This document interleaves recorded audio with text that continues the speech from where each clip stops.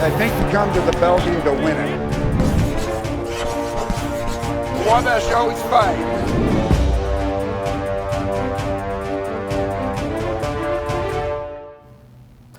Hello and welcome to the Don Morel Show, your chance to hear the thoughts and comments of the head football coach of the Little Giant program. And Coach, we get a chance to chat after a home opening win to the 2024 season, a 31-0 victory over the St. Norbert College Green Knights. And let's start on the defensive side of the ball. An exciting play. Samuel Ringer, who was the North Coast Athletic Conference Defensive Athlete of the Week, with that amazing 100-yard fumble return for a touchdown on the final play of the first half. That gave you a 24-0 lead at halftime. You were able to tack on another touchdown later in the third period to pull up that victory. What were your thoughts on the defensive effort? First shutout for the Little Giants since 2019 in Jake Gilbert's return to Wabash as defensive coordinator. Well, Jake did a great job, and he would say also Tom Ferner, Evan Stanbaugh, Marcus Adams, Noah Kent, his whole staff did a nice job. And it was great to see a number of players who've been here 3 and 4 years all come together and really dial up a great afternoon defensively. And I must say, Sam Ringer, for those who don't know, he had a knee surgery in high school. He's had a knee surgery here. You talk about Wabash always fights. He is a persistent guy.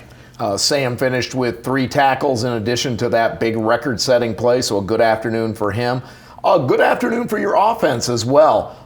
Some fresh faces in the offensive lineup in the skill position places. Xavier Tyler getting his first career start with 2 touchdowns. Javon Gary with some good carries for you in the ground game as well. And Blake White with a very solid game in his first start as the quarterback for the Little Giants, 20 of 27, through 1 touchdown pass. Had some great throws. In fact, at one point during the game, had 12 consecutive completions. Just a very good showing in the first game for your offense. Also, 2 of Blake's incompletions for balls he was throwing away. So, pleased, not surprised at all in Blake's performance. And it was great in our first game. We talked about this a week ago. We didn't have the critical error. St. Norbert had 2, a blocked punt, and then the fumble on the goal line. We avoided those things. And we've learned a lot about our football team from that game going into week 2. We did talk about, eliminating those mistakes. Probably nitpicking. The only thing you may be a little disappointed in, 4 penalties for 50 yards, but otherwise a pretty flawless opening game. The old cliche is the most important measurement of a team is their step forward early in the season, is the step forward between game 1 and game 2. What do you want to see from this team in this second game of the season this Saturday against Ohio Wesleyan? We would, the basic stuff, we would like to block better, we'd like to tackle better, execute on third down even better. We did a good job. We think we can be better there. And just quarterback making his first ever collegiate start. He was where we want to be going into week 3. Another thing that really excelled on Saturday was your special teams play. You got the blocked punt, as you mentioned. Blake White, in addition to getting his first start at quarterback, continues as your punter.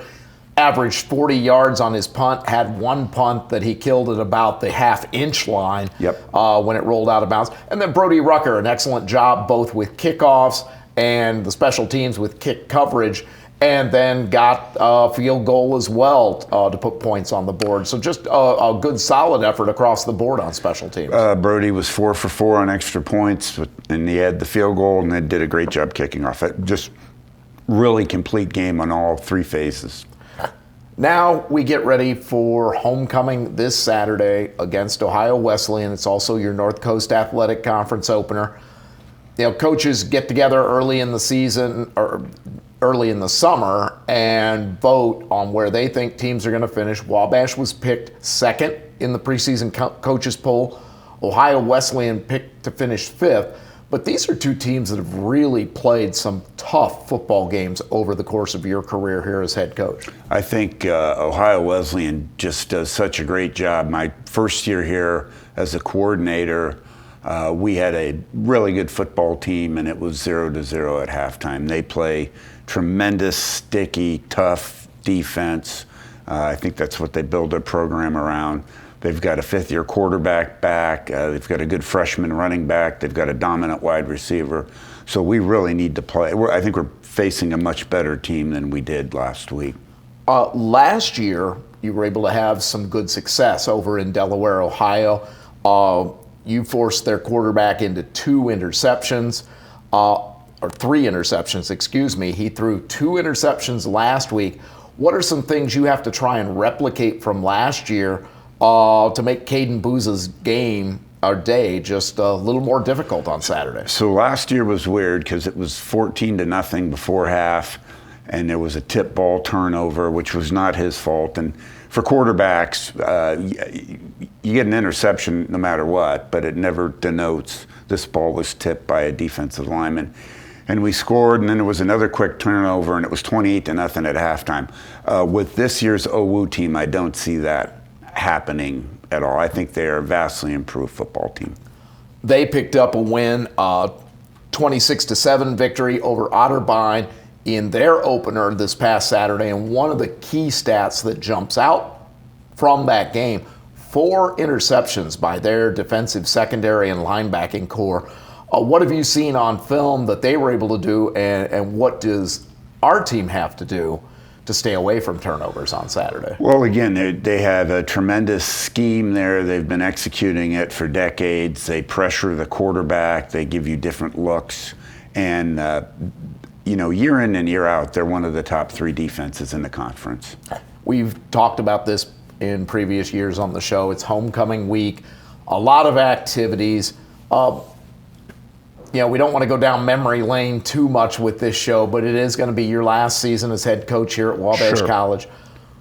What are some of your favorite memories from the homecoming week over your years of being here? Because it is such a special week in the life of the college. It really is, and there are 2 phases for me. One obviously is the game, but without a doubt, Chapel Sing is incredible. I was on campus Monday night about 9:30, and the independent students were on the steps of the chapel practicing as hard as they could. It was impressive, and just how Chapel Sing embodies Wabash. And for anybody who's never seen it, you ought to get over here Thursday about 11:20 and witness what it means to this school. When you have alums that come back on a Thursday to witness a homecoming event, that tells you how important it is.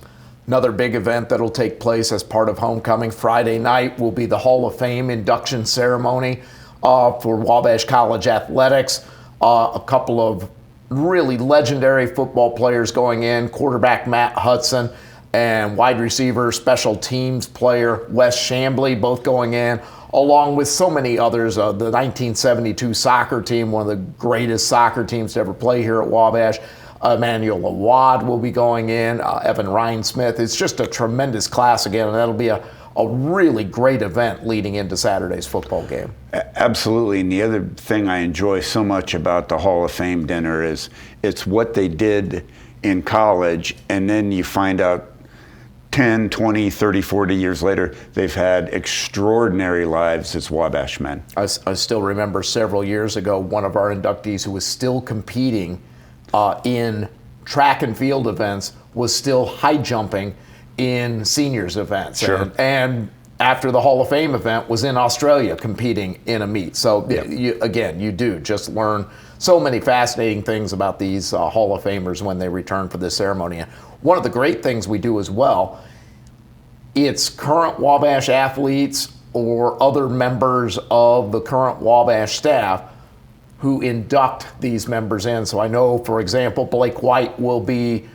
handling the induction reading of Matt Hudson's career. So it really becomes that really important link between current Wabash athletics and the deep, rich history of Wabash College athletics. It does, and wide receiver Connor Thompson is doing West Chambly. So a tremendous event. and then that leads into the game Saturday. How important is it to get off to a good start in the North Coast Athletic Conference? It's terribly important, and for both teams. I know Coach Watts will have his team ready. He always does, and it should be an absolutely great football game. You mentioned the freshman running back had a really good first game. What have you seen on film, and what do you have to do to try and take him away? He is tough.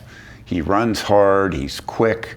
Then he catches the ball well, too. So we need to try to negate their screen game. Yeah, he was their second leading receiver this past Saturday against Otterbein, so some good offensive weapons coming in.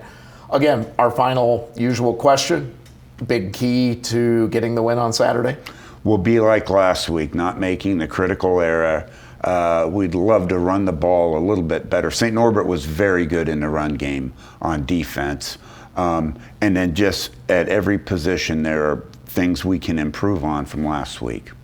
That game is 2 o'clock, our traditional homecoming start, because of other activities that morning, including the Barney Hollett Alumni Chapel event, where several alumni awards, including honorary alumnus awards, will be given out that morning prior to the football game, right after the alumni and advancement luncheon that'll take place in the field house, and then the football game at 2 o'clock. Do want to let you know that tailgate and RV spots for Saturday's homecoming game are sold out. There are no more available. There are still tickets to the game available, so if you haven't picked up your ticket yet to be here live on Saturday at 2 o'clock, you can go to wabashtickets.com and purchase those tickets today to be ready to watch the Little Giants in person. Also, if you are coming to the game Saturday, we're going to ask you two things in terms of parking. Number one, some people park at the Wabash Avenue Presbyterian Church parking lot and walk over to the game. That church is celebrating their bicentennial on Saturday, so they have asked us if we can remind Wabash fans for this Saturday only, please don't park in their parking lot, as they have several events going on that day. So please give Wabash Avenue Presbyterian Church their parking lot on Saturday. Also, Jennison Street will be closed on Saturday from Will Hayes Jr. Drive. You'll still be able to come in on Jennison and go to your tailgating spot if you've purchased a tailgating or RV spot. However, the rest of Jennison Street will be closed right up to the Lambda Chi Alpha Fraternity House. So if you do have parking in the Knowling Fieldhouse, if you have a reserved spot there, you'll have to come in from the back side of campus down Russell Avenue to Jennison to get to those lots. Again, Jennison Street will be closed from those areas because of several events going on in Mud Hollow tailgating area, in addition to the game leading up to the game at 2 o'clock.